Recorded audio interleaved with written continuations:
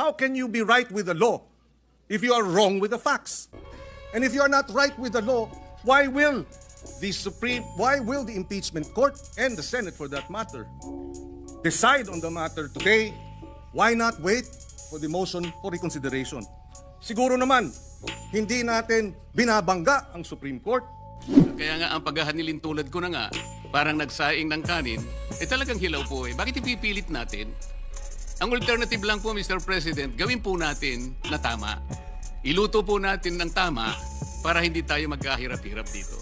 Sino po kaya kahit isa man lang na miyembro ng Korte Suprema ang magtatangka na i-reverse niya yung sarili niya? Doon po yung speculation dito. Ngayon, nakikinig po ang taong bayan, Mr. President.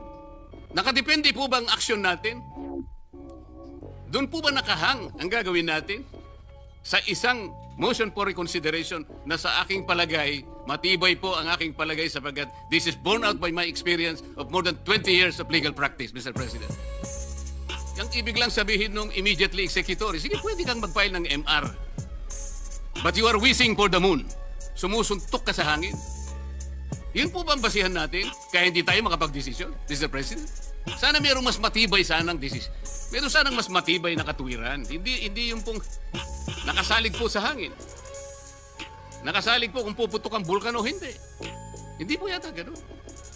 Ang gawain ng Senado, Mr. President. Tinangka ko na nga pong i-amend.